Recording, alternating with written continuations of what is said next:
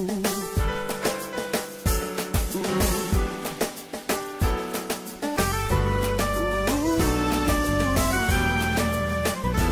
Jésus a fait, comment il a réussi, quel est son leadership, comment il a fait pour influencer le monde. Comment Jésus a réussi à influencer le monde. On va voir les 7 étapes qu'il a utilisées pour influencer le monde. Et on va sur ces étapes-là aussi. Alléluia. Donc on a pris le papier qui est dans votre main. Voilà. Il est très important pour les enfants de Dieu de comprendre le temps. On a pris le papier en même temps. Voilà. Il est très important de comprendre le temps dans lequel ils vivent.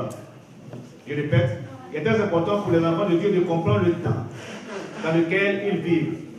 Dieu a un plan pour la vie de chacun de nous. Notre compréhension du temps,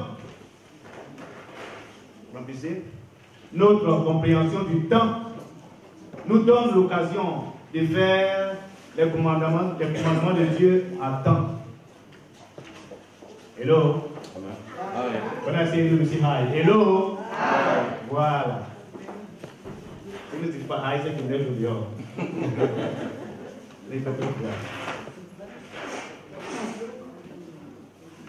Rappelez-vous, les gens expérimentent de nombreux échecs et des pertes parce qu'ils ne connaissent pas le temps de leur visitation.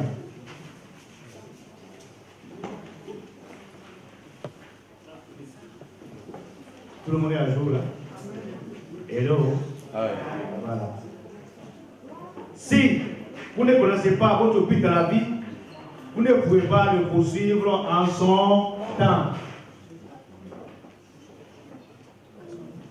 Vous ne pouvez pas le poursuivre en son temps.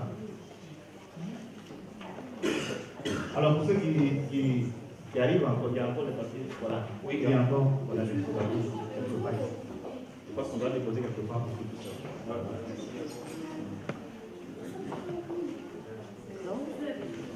Voilà. La connaissance du temps. La connaissance du temps et du but ont permis à Jésus-Christ d'accomplir son destin.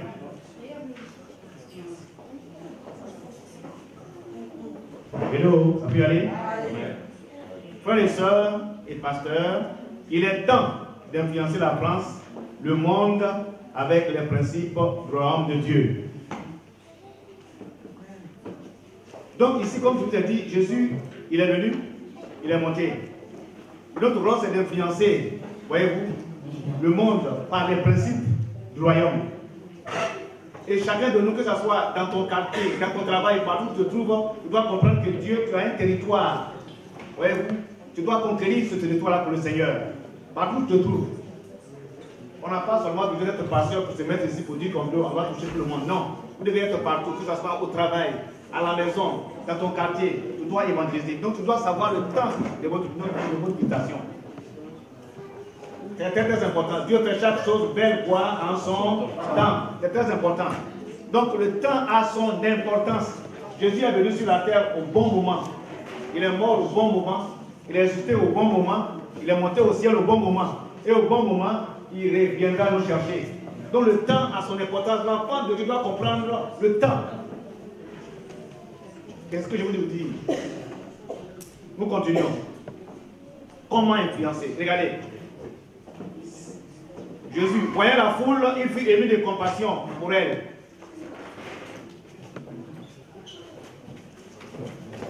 Parce qu'elle était languissante et abattue, comme des brebis qui n'ont point de berger. Alors il dit à ses disciples, la moisson est comment? La moisson est grande, mais il y a quoi? Peu d'ouvriers. Priez donc le maître de la moisson d'envoyer des ouvriers dans sa moisson. C'est très très important. On doit aller. La moisson est mûre comme tu as dit ici. On doit se lever. Regardez ici, le Seigneur compare, regardez, c'est tellement important ici. Il dit, il fut ému de compassion. Voyez-vous, quand il a vu tout ce monde-là, il dit comme des brebis qui n'ont point de berger. Jésus compare le monde là, tout ce qu'il a vu là au berger. En général, quand on parle de brebis, on parle des enfants de Dieu, n'est-ce pas? Mais ici, Dieu, ces personnes qui ne sont pas converties, Jésus dit, il a vu la foule. C'est comme des brebis. Jésus compare à cette foule-là, non convertie, comme des brebis. Ça vous dit que tout le monde est enfant de Dieu au fait. Ils ne sont pas encore entrés à la bergerie. Beaucoup d'enfants de Dieu, quand ils sont convertis, ils disent non, mais écoutez, nous, c'est les païens qui sont là-bas, nous, on n'est pas là. Ils n'ont pas demandé à être ceux-là. Non. C'est par la volonté de Dieu que tout le monde existe. Parce que notre travail était très important. Ce sont aussi des frères. Ils ne sont pas encore entrés à la bergerie, mais ils sont des frères. Voici pourquoi Jésus les compare comme des brebis quoi, sans berger. Tout appartient au Seigneur. Donc on doit être derrière ces brebis-là. Aller insister, comme Timothée dit. On doit insister à toute occasion. Il faut toujours insister. Mais avant de sortir, il faut prier d'abord. Donc ici, on va voir comment le Seigneur a influencé le monde. Pourquoi après lui? Voyez-vous, il n'a pas écrit des livres, hein? Mais après lui, pourquoi est-ce qu'on a vu des gens se convertissent, des millions de personnes? L'Esprit de Dieu est là. Quelles sont les étapes du Seigneur Jésus? Qu'est-ce qu'il a fait? Ici, à la même stade, on doit utiliser aussi le même système aussi pour toucher tout le monde. Hello? On doit utiliser le même système pour toucher tout le monde. Donc ici, on va voir ici le leader de Jésus. Comment est-ce qu'il a fait pour toucher tout le monde? C'est très important. On va lire un seul verset. Lorsque j'ai demandé au Seigneur, mais donne-moi de comprendre, voyez-vous, le système que tu as utilisé pour tout le monde, on peut trouver ce système-là dans ce verset-là que je vais vous lire ici, dans Juge 10. Juge 10. Et je lis. Après Abimelech, Tola, fils de Poua, fils de Dodo, homme d'Isaacar, se leva pour délivrer Israël. Il habitait à Chamille, dans la montagne d'Ephraïm. Voilà, dans ce verset ici, dans le livre des Juges, comme on dit, on voit ici transparaître ici les principes du Seigneur. Comment il a fait pour bouleverser le monde? Quelles sont les étapes pour bouleverser le monde? Sachez que le monde était dans le péché, puisque Adam et Ève ont vendu la terre. Adam et Ève étaient dans le péché. Et alors, au ciel là-bas, il va avoir un conseil. Père, Fils et Saint-Esprit. Et lorsqu'on lit dans la Bible, vous allez voir que Jésus va dire, mais voici, fais-moi un corps. Dieu va faire un corps au Seigneur, il va venir au milieu de nous. Il va prendre un corps, le Seigneur va prendre un corps au milieu de nous. Et alors, donc, la première des choses qu'il faut voir ici, dans ce que Jésus va faire, c'est sa disponibilité. Donc ici, je lis, tout au long de Juge 10, nous voyons l'image de notre Seigneur Jésus-Christ. Quelles sont les étapes qu'il a suivies pour influencer le monde?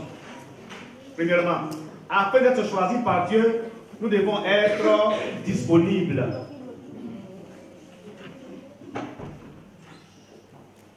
Afin d'être choisi par Dieu, on doit être comment? Disponible. Donc vous remplissez en même temps, disponible. C'est très important. Il faut être disponible. Voyez-vous, Jésus est venu librement. Regardez sur la terre, Jésus a dit, j'ai le pouvoir de donner ma vie, j'ai aussi le pouvoir quoi, de reprendre cette vie-là. Donc il est venu librement, il était disponible, il s'est disposé. Donc l'enfant de Dieu, pour pouvoir toucher le monde, vous devez être disponible devant le Seigneur, disponible entre les mains de Dieu. Beaucoup sont busy, occupés pour rien. Mais nous devons être quoi? Disponibles. Après le conseil au ciel, voyez-vous. Et Jésus lui-même va dire, tu n'as voulu quoi? Ni sacrifice. Est-ce que vous comprenez? Mais tu m'as formé un corps. C'est très important. Et Jésus était disponible pour qu'il vienne. Parce qu'avant que le Seigneur Jésus ne vienne, voyez-vous, il était en état de pur esprit. Or, la Bible dit, sans effusion de sang, il n'y a pas de pardon, quoi, des péchés. Et comme je vous l'ai dit, dans l'Ancien Testament, on tuait les animaux. Mais un animal qu'on tue a un corps et une âme, mais pas d'esprit. Mais la personne qui a péché, selon 1 Thessaloniciens 5, verset 23, a un corps, une âme et un esprit. 1 Thessaloniciens 5, verset 23 dit ceci, qu'avant l'avènement du Seigneur, que le corps, l'âme et l'esprit soient gardés irréprochables. Donc nous sommes trois, on a trois parties. L'animal qu'on tuait avant l'Ancien Testament avait deux parties, corps et âme. Donc on est trois. Donc si on est trois, on ne peut pas confondre ces trois-là. Donc Dieu nous traite d'être tripartite. On a trois parties. Donc on ne peut pas confondre ce que Dieu lui-même distingue. Donc si on a trois parties, frères et sœurs, on a besoin aussi de quelqu'un qui a trois parties pour nous libérer. Mais sur la Bible dit quoi? Tous ont péché et sont privés de la gloire de Dieu. Il n'y a aucun juste. Et qu'est-ce qu'il faut faire? Qu'est-ce qu'il faut faire? Pas un seul juste. Voici pourquoi la réunion se tient aussi là-bas. Donc Jésus va se rendre quoi? Disponible donc pour venir. Il va prendre un corps. Pourquoi? Parce qu'il a besoin de sang. Dieu a besoin de sang pour que le pardon, pour que le péché soit effacé. Donc il faut qu'il vienne prendre le sang. Il faut qu'il vienne prendre, il faut prendre un corps. Voyez-vous? C'est très important. Il va prendre un corps. Donc on va voir ici, dans ce livre de Juges là, ce verset qui voit, comment on appelle ça, qui va nous retracer, voyez-vous, les étapes du Seigneur Jésus, comment est-ce qu'il va faire pour toucher le monde. Voilà, comme je vous ai dit, avant à peine d'être choisi par Dieu, devons être premièrement quoi? Disponible. Dans Juge 10, il dit quoi? Après Abimelech, la deuxième chose, c'est Tola. Tola, que signifie Tola? Deuxième principe. Tola signifie vermisseau, signifie verbe de terre. Vous comprenez, c'est très important. Et alors, non seulement on doit être disponible, mais ici, Tola signifie aussi humilité aussi. Humilité.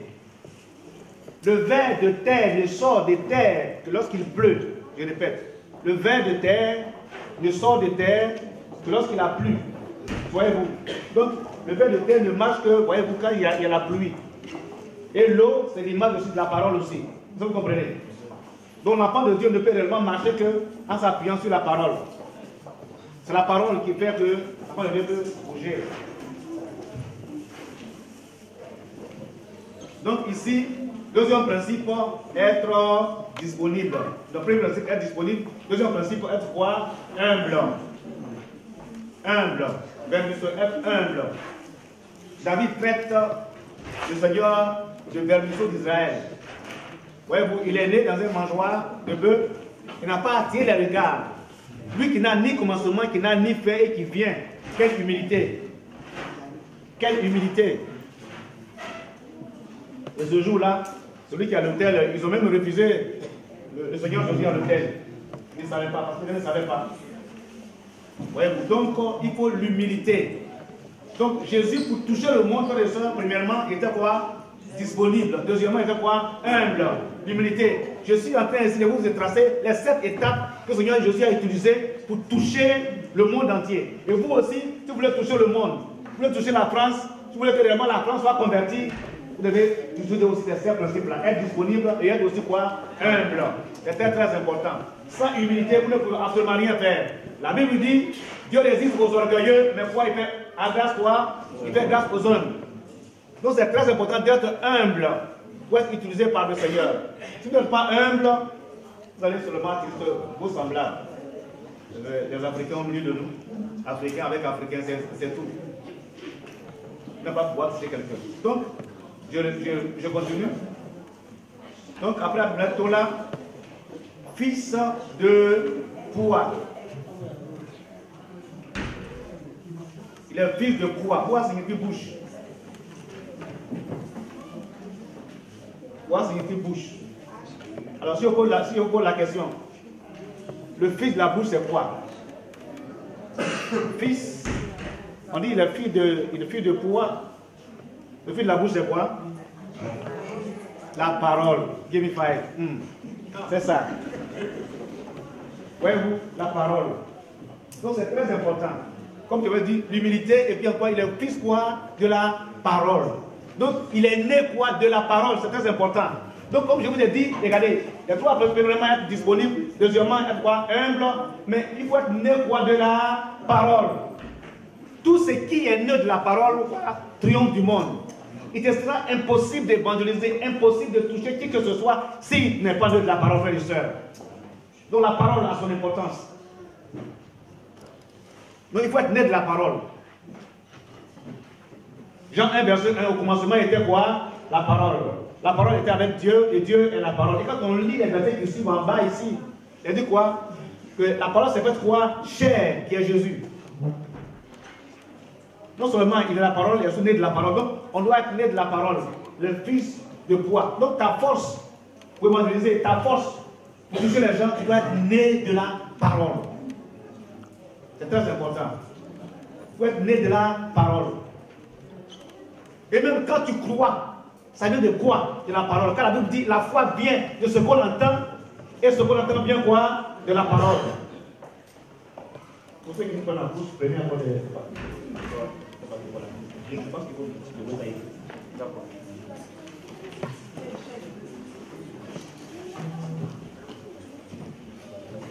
Voilà. Alléluia.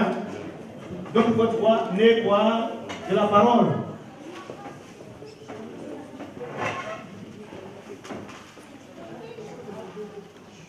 Donc, la parole a son importance. Toute chose a été créée par la parole. Et rien n'a été créé quoi? Sans la parole. Donc, la parole a son importance. La chose principale de la vie chrétienne, c'est la parole. Parce que Dieu, il est la parole. Hello? Hello? Voilà. Donc il faut la parole. Si vous n'avez pas la parole, vous ne pourrez absolument rien faire. Voici pourquoi la foi de Dieu doit s'accrocher à la parole. Car la foi vient de ce qu'on entend, et ce qu'on entend vient de la parole de Dieu. La parole, la parole, la parole et la parole. C'est très important. Il est fils de la parole, fils de la bouche, fils de la parole. Quatrièmement, il est aussi fils de dodo. Dodo signifie amour. Dodo signifie quoi?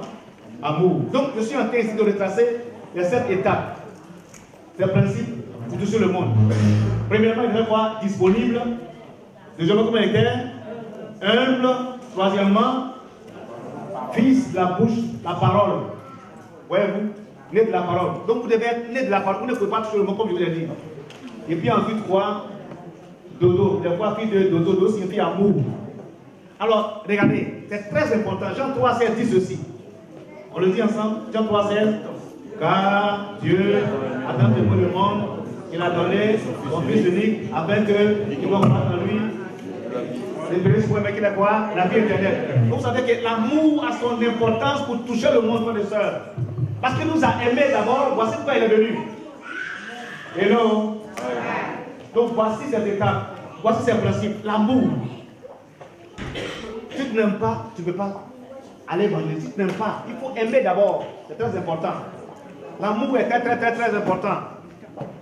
Quand on parle d'amour, je ne parle pas de l'amour vulgaire. Il y a 6 sortes d'amour en grec. 6 sortes d'amour. Il y a l'amour agapé, l'amour stergé, l'amour epithymia, l'amour eros, l'amour philéo, l'amour pornéa. 6. Mais ici, il s'agit de l'amour quoi? Agapé ici. C'est pas quand on aime une manque, mais l'amour, ici c'est l'amour inconditionnel. Il faut aimer. Donc il nous a aimés réellement. Il a donné son fils. Est-ce que vous comprenez? Parce qu'il nous a aimés, il a pas donné son fils. Il donne sa vie parce qu'il nous aime. Donc ici, dans les principes du Seigneur Jésus, regarde, c'est très prononcé ici. L'humilité, l'amour, le fils de la parole, très important. Mais il faut avoir l'amour, tu veux évangéliser, l'amour pour les gens. Mais si tu n'as pas d'amour, comment tu peux aller évangéliser? Oh, mais ce sont les païens, ils sont à côté. Moi, je ne fais pas partie de cela. Mais tu habites quoi? Dans ton milieu, est-ce qu'il y a des chrétiens? Non, surtout des païens là-bas. Des païens, hein? Non, ces gens-là, ils sont. Voyez-vous, non, ces païens, ils sont ceci, ils sont cela. Frères et sœurs, tu as besoin réellement d'avoir l'amour pour tout le monde. Non seulement l'amour pour les païens, mais l'amour aussi pour ton Dieu aussi. Tu dois aimer Dieu de tout ton cœur, de toute ton âme. C'est très important. Ta puissance revient, c'est cela. Il faut aimer aussi le Seigneur de tout ton cœur, de toute ton âme, de toute ta force. Il faut aussi l'aimer aussi. Donc, c'est très, très, très important si tu veux réellement toucher le monde. Aimer le Dieu que tu sers. Et puis aimer aussi, on appelle ça, tes voisins. Regardez, le Seigneur Jésus a résumé le commandement, voyez-vous, en ceci. Qui peut me dire cela? Comment est-ce qu'il a résumé les commandements? Tu dois pas aimer quoi? Dieu et puis quoi? Aimer quoi? Ton prochain. C'est très important. Donc l'amour a son importance, frères et sœurs. L'amour a son importance. Dans la vie chrétienne, c'est très, très important. L'amour a son importance. Dieu a tant aimé le monde. Il a tant aimé le monde. Donc tu veux évangéliser, tu veux toucher le monde pour le Seigneur. Une seule solution, il faut avoir l'amour pour les âmes. Celui qui n'a pas l'amour pour les âmes, tu peux revenir et partir. C'est-à-dire tout à l'heure, je pose la question. Depuis le 1er janvier 2014 jusqu'à présent, quelles sont les personnes que tu as touchées ou que tu as évangélisées? Ces personnes vont lever les mains. Or, on est né pour servir. On est sauvé pour servir. Est-ce que vous comprenez? On doit évangéliser. Tu dois pouvoir dire, en tout cas, du 1er janvier jusqu'au... En tout cas, on est en novembre, là, du 1er janvier jusqu'aujourd'hui, j'ai au moins amené au moins 2, 3, 4, 5, 6 personnes. Mais si tu n'as rien, 2010, rien. 2012, rien. 2013, rien. 2014, rien. Je pense que tu dois maintenant commencer à aimer les âmes et aller au dehors parce que les âmes peuvent matin, midi et soir, les gens meurent. Alléluia. Donc on doit aller au dehors. De toute façon, on doit s'organiser ici. Que ce soit au niveau des travailleurs, au niveau de l'évaluation qu'on a fait, le staff système qu'on a mis en place là, la part des gens monter, on doit sortir, on doit faire des groupes. Ouais, on doit faire les groupes avant, on appelle ça le mois de janvier. Donc on va constituer peut-être 10 groupes, de solides groupes pour aller de l'avant, pour toucher, pour que les gens soient touchés par l'évangile. Alléluia.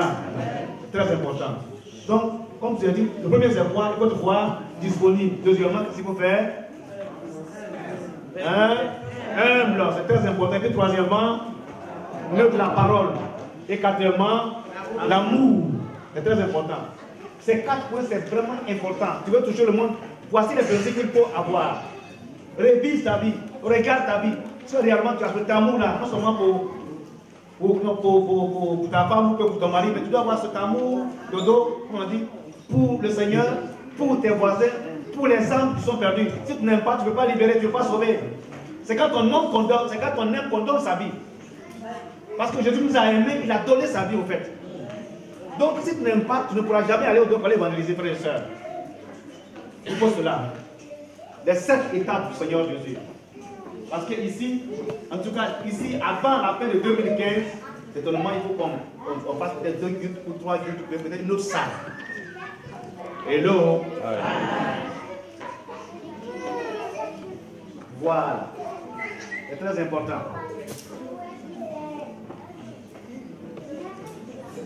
Voilà, il est pris de dodo. On dit il est l'homme d'Isaacar. 5e point. L'homme d'Isaacar. Isaacar signifie rachat. Isaacar signifie rachat. C'est Jésus qui nous a rachetés. Il a payé le prix. C'est très important. On ne peut pas racheter en s'asseyant dans un salon. Non. Il nous a rachetés parce qu'il a donné sa vie pour nous. Il a fait un sacrifice.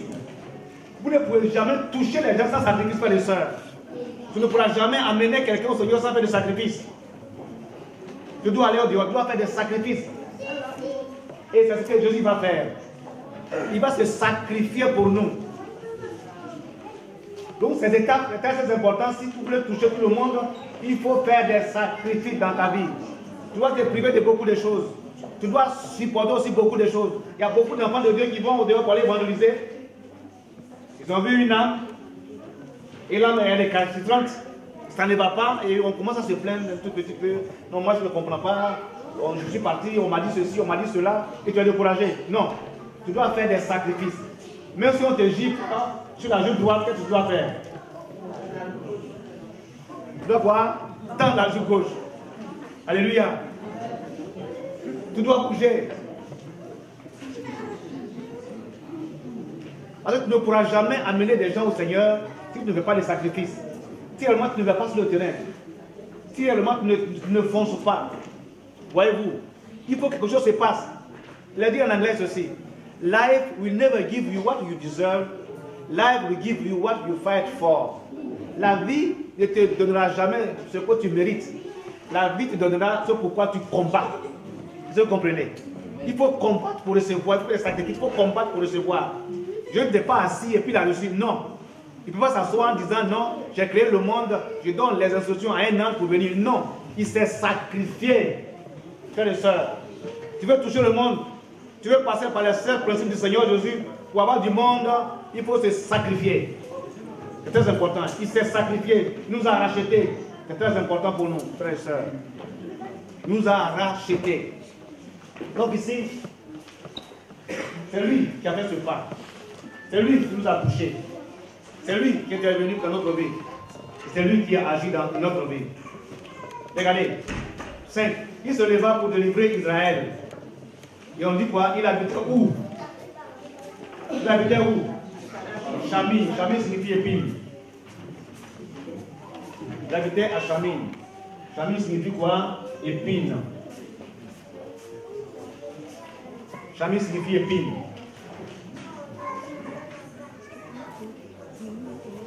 Alors, on a dit que Tola c'est quoi? Tola c'est quoi? Vers des terres. Mais où est-ce qu'il habite? Où est-ce qu'il habite? Chami, non, Chami. Il habite quoi? Il habitait à Chami. Chami c'est quoi? Épine. Tola c'est quoi? Vers de terre. Où est-ce qu'il habite? C'est les épines. Ça ne vous dit rien ça? Que le ver de terre, s'il y a une place, si le ver de terre veut chercher une place pour habiter, c'est où? C'est dans la terre, puis là où tout est mou, tous les coussins. Où est-ce qu'il habite ici? Dans les épines. Ah. Ce ver de terre, voyez-vous, ici, il habite quoi? Dans les épines.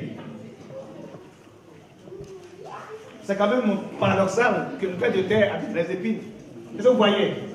Pourquoi il habite dans les épines? Pourquoi il a choisi d'habiter dans les épines, frères et sœurs? Épines, c'est très important. Épines nous parle des épreuves. Épines nous parle des difficultés.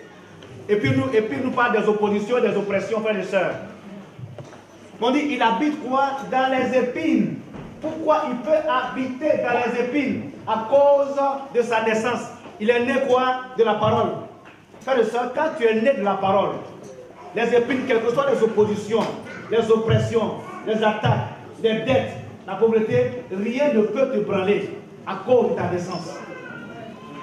Quand tu es né de la parole, rien ne peut te détruire. Parce que la parole n'a ni commencement, n'a ni fin, frères et sœurs. Donc ici, il peut habiter les épines. Il peut habiter les épines. Pourquoi? Parce que quoi? Il est né de la parole. Il est né de la parole. Donc les épines nous parlent des épreuves. Donc pour pouvoir toucher tout le monde, frères et sœurs, il va avoir des épreuves, frères et sœurs. Jésus est monté à la croix. Ça c'est épine. On a pris son côté, épine. Bras droit, bras gauche, épine. Pied droit, pied gauche, épine. Le dos flagellé, épine. Donc voilà, la couronne d'épines sur sa tête, épine. Hein? Tout est épine. Et toutes ces choses-là, c'est les épines justement. Donc ici, il est passé par les épines.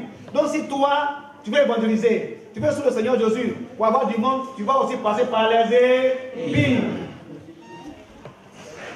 Ça va te piquer. Les gens vont réagir. Les gens vont se manifester. Ouais, il va y avoir des problèmes. Et dans toutes les églises, c'est tout. On est passé à travers ceci, on a été à travers ceci, on a eu ceci. C'est les épines, ça justement.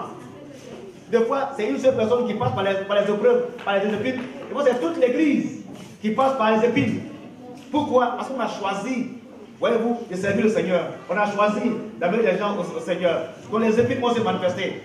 Donc si tu crées les épines, tu ne pourras absolument rien faire, frères et sœurs. Tu veux évangéliser? Tu veux être comme le Seigneur? Il faut que tu passes par les épines. Tu ne peux jamais toucher les gens sans passer par les épines. De toute façon, dans tout ce qu'on fait dans la vie, là, il y a des épines à l'intérieur. Dans le travail, il y a des épines. À la maison, il y a des épines. Même des fois, même entre mari et femme, là, il y a quoi? Des épines. Même entre la dent et la langue, là, des fois, il y a des épines. Il y a deux épines. Pour dire quoi? Que les épreuves, les difficultés peuvent venir sur ta vie. Mais puisque tu es né de la parole, quelles que soient les oppositions, Jésus a dit, prenez courage, j'ai vaincu le monde. Il sera toujours avec vous. Quelles que soient les attaques, les oppositions, les oppressions, prenez courage, Jésus a vaincu le monde. Hello. Hello. Donc, les épines, c'est cela. Les oppositions, les épreuves. Jésus est passé par là. Et le Seigneur n'a jamais reculé. Il n'a pas reculé. Il est parti jusqu'à la croix. Il n'a pas du tout reculé. Quand on dit comme un agneau qu'on amène à l'abattoir, comme je vous l'ai dit, l'agneau, ce n'est pas un compliment au fait. conduit comme un agneau qu'on amène à l'abattoir. Regarde, prenez par exemple un mouton, mettez là, prenez un cabri, prenez un chien, puis mettez de la nourriture à côté ici. Si le chien vient, vous tapez le chien va commencer à reculer. Si le cabri vient, vous tapez le cabri va reculer. Mais le mouton, tant qu'il n'a pas atteint le but, il va toujours. Il va toujours foncer. Et le mouton, ça veut dire qu'il a quelque chose, il va toujours. Vous tapez, il vient toujours. Vous tapez, il vient toujours. C'est un peu ça. Et on dit du Seigneur Jésus, c'est comme un mouton, comme une brebis. Tu as vu? Une brebis. C'est-à-dire, il veut forcément mourir pour vous et pour moi. L'ennemi le tape, on le perd son côté, ses bras, il va toujours, il fonce toujours. Tout ce qu'on dit, il fonce toujours. C'est-à-dire, il est déterminé à donner sa vie parce qu'il nous aime, frères et sœurs. Dodo.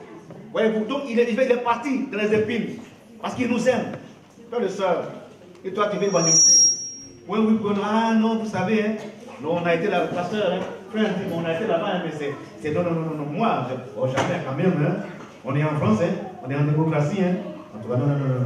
Tu vas là, non, vous savez, moi c'est ce genre de trucs-là, je ne suis pas dans ça.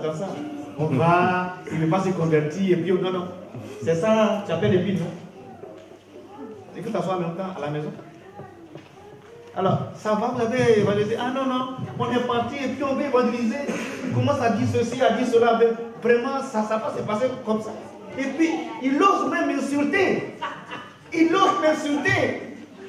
Frère, non, il ose. Ah non. Non, il ose m'insulter. Je viens envoyer une personne. Quant à moi, non. Jamais, non, moi, il n'y a plus là-bas. Le frère dit, allez-y, frère. Non. Et le frère dit, la Bible dit, insiste en toute occasion. Bon, on ne peut pas. Non. On ne peut pas inciter. La sœur là, on ne peut pas inciter. Ces mesures là, on ne peut pas inciter là-bas. Tu vas là-bas, c'est pas ça du tout. Frère et soeur, il faut passer par les épées, justement. Tu veux toucher le monde? Moi, je viens évangéliser, il faut passer par là. Parce que quand tu aimes, Dodo, comme on l'a dit, Dodo, quand tu aimes, tu donnes ta vie. Quand tu aimes, quelles que soient les oppositions, les oppressions, tu donnes quoi? Ta vie. Il ne faut pas seulement aller évangéliser ceux avec qui vous pouvez critiquer ou bien pas parler. Voyez-vous, c'est-à-dire tu vas à droite, tu faisais, voilà, quand on voit quelqu'un là, la même personne qu'on évangélise aujourd'hui là, avec la même personne, on peut partager des choses passées, arrière, parce que les Africains. En principe, quand une personne s'est convertie, la personne doit voir premièrement l'onction qui est sur ta vie. C'est-à-dire la personne te voit d'une manière ordinaire, mais à l'intérieur, tu es extraordinaire. C'est-à-dire quand la personne s'est convertie, quand tu pries, il y a des révélations, les choses se passent, ceci se passe, on voit la main de Dieu. On voit l'action de Dieu. On voit la puissance de Dieu qui se manifeste. La fois dernière, j'étais dans le train. Quand je prends le train, j'évangélise. Donc on a évangélisé, j'ai vu des personnes et je leur parlais de Dieu et tout ça là. Sauf que quand les personnes étaient venues s'asseoir, on a commencé à parler. Ces personnes veulent parler des choses du passé quoi. Oui, vous savez que ici, non. J'ai été spécifique avec ces personnes-là. Ils avaient des problèmes donnés. J'ai demandé au Seigneur d'intervenir et d'agir dans leur vie. Frères et sœurs, quand vous évangélisez, les gens doivent voir nettement la différence entre vous et eux. Vous véhiculez quelque chose dans votre vie, frères et sœurs. Votre corps est le temple du Saint-Esprit. Jésus, après sa mort, le voit se déchirer de haut en bas. Est-ce que vous comprenez? Donc, il n'y a plus de lieu saint, très saint ici. Mais la sainteté de Dieu, où se trouve Dieu? Où se trouve Jésus, présentement là? Dans un bois, dans les montagnes, dans votre maison, mais où se trouve? En nous. Il se trouve en nous. Il a dit ceci, il a dit ceci. Do you know who you are? Est-ce que vous savez qui vous êtes? La Bible dit que nous sommes le temple du Saint-Esprit. Et puis moi, ce qui m'intéresse bien dans ces versets-là, il dit, ne savez-vous pas que vous êtes le temple du Saint-Esprit et que vous ne vous appartenez plus? Ah bon? Frères et sœurs, vous êtes une habitation. Vous n'êtes pas n'importe qui. Si on demande où se trouve Dieu, ne dit pas non, venez ici, on a un immeuble ici, on va arrêter, non. On n'a pas besoin de bouger quand on vous voit. Ça vous comprenez? Parce que Dieu habite en vous. C'est-à-dire que la maison la plus luxueuse au monde là, c'est en vous. Mais si tu n'as pas de maison, c'est pas grave. Toi-même là, tu as une maison. Je répète, tu as une maison. Le Saint-Esprit n'habite pas dans les sacs, dans les montagnes, dans les forêts, mais c'est en nous. Comprenez que ce n'est pas une information, c'est une révélation. Le Saint-Esprit habite en nous. Donc quand tu te promènes, quand les gens te demandent où se trouve Dieu, tu dis tu veux le voir, viens chez moi. Chez toi où? À la maison là-bas? Non. Dans la montagne? Non. Dans la forêt? Non. Tu m'habites, tu habites Dieu. Pourquoi? Parce qu'il habite quoi? En moi. Jésus est le tronc, nous sommes la branche. La branche est accrochée quoi? Au tronc. Il n'y a pas de différence entre le tronc et la branche. Le tronc ne porte pas de feuilles. Le tronc ne porte pas de fleurs. Le tronc ne porte pas de fruits. C'est à travers la branche que le tronc porte des fruits, des branches et des feuilles. Hello? C'est très important. Nous sommes avec le Seigneur. Quelles que soient les épines, accrochez-vous au Seigneur. Le ver de terre, il passe par les épines. Pourquoi? Parce qu'à l'intérieur, il y a quelqu'un qui n'a ni commencement, qui n'a ni fin, frère et soeur. Je passe par les épreuves, je passe par les difficultés. Mais à l'intérieur de moi, il y a quelqu'un qui n'a ni commencement, qui n'a ni fin, qui a créé toutes choses. Frère et soeur, est-ce que vous comprenez? Donc si la personne qui est en moi n'a ni commencement, n'a ni fin, et si je passe par les épreuves, il est toujours avec moi. Il marche avec moi. J'étais un jour à Philadelphie. Et mon oncle, je ne sais pas, ils ont une confrérie de sorcellerie, vraiment, comme c'est pas permis. Donc j'étais à Philadelphie, aux États-Unis, j'étais couché là, je ne dormais pas. Et puis un coup, ouais, je ferme les yeux tout petit peu. Et puis je vois mon oncle avec les gens qui venaient, ils sont venus. Tu vois des sorciers, ils sont venus. Et puis ils disent, sauvons-le, puis on va l'envoyer. Et j'étais couché là, je dis, mais c'est pas possible. Elles sont venues, se lever. Ils ont pas se lever. Et puis l'homme a dit, on ne peut pas se lever. Alors il y a qui demande, mais qu'est-ce qu'il aura aussi lourd? Il dit, qu'est-ce qu'il aura aussi lourd? Tu vois? Et puis il dit, on dirait qu'il y a des choses derrière lui. Vous comprenez? Il y a des choses derrière. Il y a des choses derrière lui, en vous. Ce n'est pas derrière, mais c'est en vous. Vous êtes lourd. On ne peut pas vous toucher. Les épines ne peuvent pas vous toucher. Donc ici on dit il habitait vers les terres avec vous. Dans les épines, frères et sœurs. Habitez là où vous êtes. Habitez où? Là où vous êtes. Quelles que soient les oppositions, il faut habiter là où tu es. Quelles que soient les oppositions, les attaques, ne dis pas, moi je suis à Bordeaux, je vais me déplacer, je vais venir à Paris, parce que je vais ici, je quitte Paris, je vais là. Non. Il ne faut pas quitter Paris pour aller ici. Il y a en toi un lion. On adore le lion de la tribu de Juda. Ce même lion-là, c'est lui qui est en toi. Réveille le lion qui est en toi, frères et sœurs. Il dort en dedans de toi. Le lion, il est toujours sur le passif. Il offense. Il ne se dément pas. C'est lui qui attaque. C'est lui qui attaque. Il ne recule pas. Le lion ne recule jamais, frères et sœurs. C'est pourquoi comprendre ceci. Les épines. Habite les épines. Ce matin, Dieu te dit ceci, tu peux habiter les épines parce que ta naissance n'est pas n'importe comment. Tu es né de Dieu au Père, tu es né de la parole. Et quand tu es né de la parole, quelles que soient les attaques, les oppositions, il faut résister. Les épines. C'est pourquoi aujourd'hui, tu vas traiter avec les épines. Vers les terres, habite les épines. Frère, partout où tu habites, tu peux habiter là où tu es. Rien ne peut t'arriver parce que Dieu est avec toi, le Saint-Esprit est avec toi. Alléluia. Les épines. Donc, résumons-nous, avant qu'on entende le 7e point, ce sont les étapes que Jésus a suivies. Premièrement, il était comment? Disponible. Deuxièmement, humble. Troisièmement, la parole. Quatrièmement, l'amour. Cinquièmement, l'achat. Et puis sixièmement, quoi? Les épines. Donc, ces étapes-là, on fait de Jésus quelqu'un d'inébranlable. On ne peut pas l'ébranler. C'est béni, on ne peut pas l'ébranler. Frères et sœurs, si on n'a pas pu ébranler Jésus, quand Jésus vient, il n'est pas à côté de toi. La personne qui a été inébranlable se trouve en toi. Si Jésus qui est inébranlable est en toi, toi aussi tu deviens quoi? Inébranlable. Vous avez compris? Si Jésus n'a pas été ébranlé et qu'il est en vous, vous êtes aussi quoi? Inébranlable. C'est très important. D'autres je vais aller, je vais voir, il va me parler aujourd'hui, je vais partir pour voir. Ça va, non mais vraiment, je parle pas trop de preuves, il y a trop de prix dans ma vie. Je ne sais pas ce qui se passe quoi. Vraiment, je ne sais pas ce qui se passe quoi, vraiment dans ma vie là. Où se trouve ce Jésus là que tu adores là? Où se trouve ce Dieu que tu adores là? Où? Dans ton cœur. Ici, dans ta vie. Quand le Seigneur dit, je me tiens à la porte de votre cœur et je frappe. Regardez, il dit, je tiens la porte de l'autre cœur. Qu'est-ce qu'il fait? Je frappe. Celui qui ouvre, qu'est-ce qu'il fait? Tu es sûr? Give me fire. Il dit, celui qui ouvre, qu'est-ce qu'il fait? J'entre. Qu'est-ce que je fais maintenant? J'entre. C'est important. Ce n'est pas une information, c'est une révélation. C'est la réalité, frère et soeur. La Bible n'est pas de la philosophie. Jésus est réel. Le Saint-Esprit est réel. Dieu est réel. Ce n'est pas de la philosophie.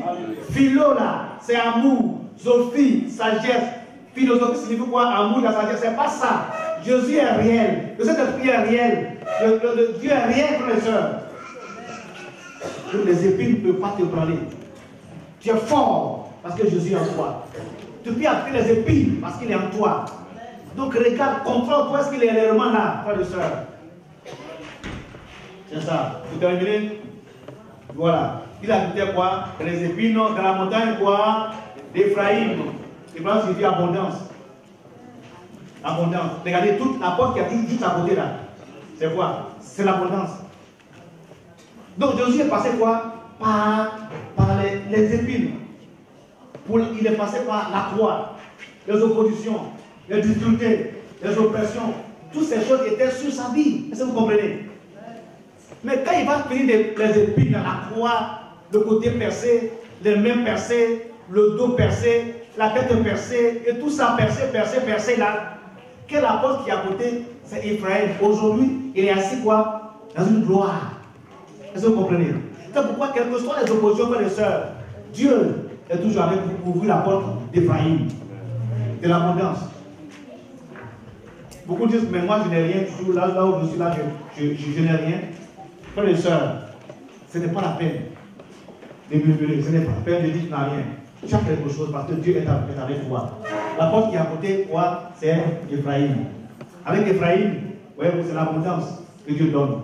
L'abondance que Dieu te donne, frères et sœurs. Donc ici, on voit que après la mort du Seigneur Jésus et sa résurrection, qu'est-ce qu'il va faire? Il va donc quoi? Monter au ciel. Il va s'asseoir à la droite de Dieu. Il s'assoit à la droite de Dieu, dans une gloire réelle. Quelles que soient les oppositions, les oppressions, frères et sœurs, sache que les épines vont toujours prendre fin. Les épines auront une fin dans ta vie. Tu passes par les épreuves, c'est pas grave. Les oppositions, c'est pas grave. Les difficultés, c'est pas grave. Mais sache que, après la difficulté là, qu'est-ce qui va se passer? Il y a le beau temps qui arrive, frères et sœurs. Il y a un temps pour toutes choses sur la terre. Donc tu vas comprendre les saisons. Il y a un temps pour naître, il y a un temps pour mourir. Un temps pour planter, et puis un temps pour récolter. Un temps pour pleurer, et puis un temps pour rire. Ouais, donc, quand les épines sont là, mais aussi l'abondance. Donc, voici les étapes que le Seigneur va utiliser pour tuer le monde. On va se résumer rapidement. L'étape est utilisée. Premièrement, on a dit quoi? Il était quoi? Disponible. Deuxièmement, il était quoi? Humble. Donc, si on veut vraiment toucher, si la messe veut toucher vraiment Paris, on doit être quoi? Disponible. Deuxièmement, quoi? Humble. Humble, c'est absence quoi? D'orgueil, absence de palabres, absence d'hypocrisie. Non, non, est-ce que vous comprenez? Que ça cesse. Oui, on dit non, non, non. Quand tu es humble, tu ne t'occupes pas de toutes ces choses-là. Il était humble. Jésus n'agit pas sur un oui-dit. Il était humble. Il n'agit pas sur un oui-dit. Donc, mais ça peut toucher le monde, il faut être humble. Si les gens sont en train de parler à droite et à gauche, il faut quitter. Attache-toi fortement à Jésus. Troisièmement, on a dit quoi? La parole. Les nœuds de la parole, c'est très important. La parole. Seule la parole peut tout faire dans la vie. La parole n'a ni commencement, il n'a ni fin. La parole, c'est le Seigneur lui-même. Au commencement, et la parole a créé toutes choses. Alors si tu es né de la parole, rien ne peut te détruire. Parce que c'est la parole qui a créé toutes choses. Et toi, tu es né de la parole. Hello, j'ai dit, dans Jean 1, verset 1, voyez-vous, on dit au commencement de la parole. Les versets qui suivent là, verset 3, il est dit que toute chose a été créée par la parole et rien n'a été créé sans la parole.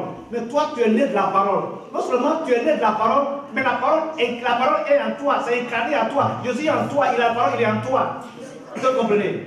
Non seulement tu es né de la parole, mais aussi il vient aussi habiter en toi. Donc tu as la possibilité de créer toi-même aussi maintenant. Et tu peux maintenant ouvrir la bouche pour dire quelque chose. Si la chose n'est pas à sa place, tu peux détruire la chose. Parce que la personne qui crée est en toi, n'est pas en dehors de toi. Jésus te crée et puis là, il vient habiter en toi. Voici le problème justement du diable. Écoutez, je vous dis pourquoi le diable a été précipité? Ça parce qu'il veut avoir un coup dedans. C'est pas ça. Il est créature. Mais pourquoi alors le diable a été précipité? Pourquoi alors Dieu n'a pas pardonné? Pourquoi Dieu n'a pas pu pardonner à Satan? Je vous dis. Pourquoi est-ce que Satan il est perdu à jamais? Qu'est-ce que Satan voulait? Qu'est-ce qu'il voulait au fait? Il a eu la rébellion. C'est vrai. Mais sur le point que Dieu voulait, c'est qu'il veut monter sur des nuits et être semblable au Très-Haut. Cette position, Satan convoite cette position d'être un avec le Très-Haut, frères et sœurs. Mais de la Genèse jusqu'à l'Apocalypse, il n'est mentionné nulle part qu'un ange sera un avec Jésus, un avec lui. La seule personne que Dieu a choisie pour être un avec lui, c'est vous et moi. Et Satan convoite cette position au fait. Mais la Bible dit que les anges essaient de plonger leur regard dans le sanctuaire. Ils ne comprennent pas la solitude de Dieu. Mais ils ne comprennent pas.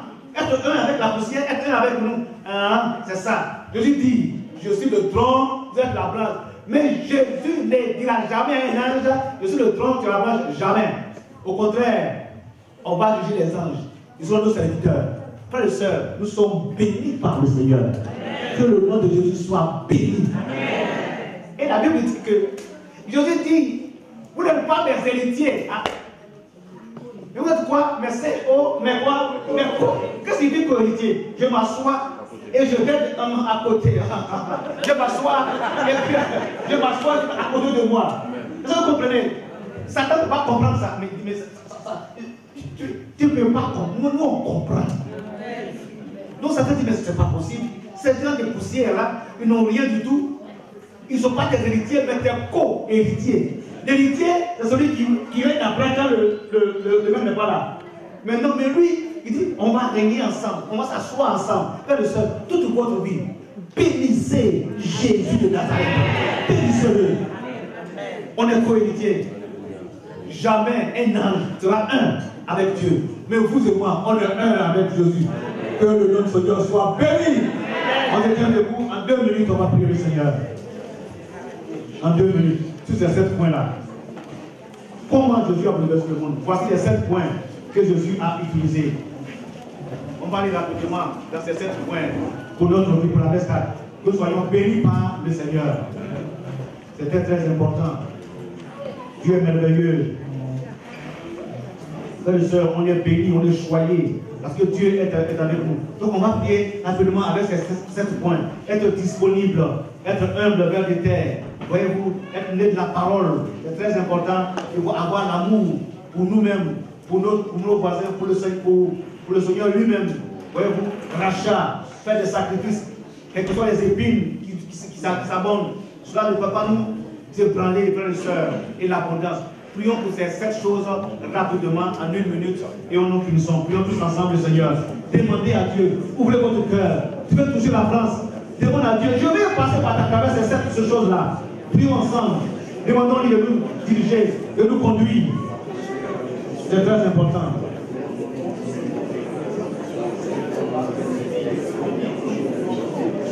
Priez le Seigneur. Pour être disponible. Priez le Seigneur. Pour être humble. Aimer les âmes. Ne pas discuter, ne pas des personnes à votre opposé. Les hypocrisies, il faut tout enlever. Sois humble devant le Seigneur. Voyez-vous. Il faut aimer la parole. Voyez-vous. Il faut aimer Dieu, amour de l'eau. Les épines ne peuvent rien te faire. Prie ensemble, Seigneur. Louange à toi, Jésus. Gloire à toi, Jésus. La louange à toi, Jésus. Merci pour ton amour. Merci pour ta compassion. Merci pour ta bonté, parce que tu es merveilleux. Gloire et honneur soit au Seigneur, parce que tu as des choses à mener. Mon âme te bénit, mon âme te loue, mon âme t'exalte, parce que tu es bon et siècle. Louange à toi, gloire à toi, honneur à toi, au nom de Jésus. Amen. Amen. Alléluia. Seigneur, merci pour ton amour. Merci pour ta compassion. Merci parce que tu bénis tout chacun de nous, Seigneur Jésus. Nous voulons avoir ces 7 étapes pour bouleverser le monde. Seigneur, conduis-nous, dirige-nous, ouvre-nous, Seigneur, de nouvelles portes. Seigneur, à partir de cette réunion, Papa, toi nous aujourd'hui les portes maintenant, Seigneur. Nous voulons être avec toi, un avec toi. Que la louange et la gloire te reviennent. Au nom de Jésus, tout le monde dit Amen. Thank you very much.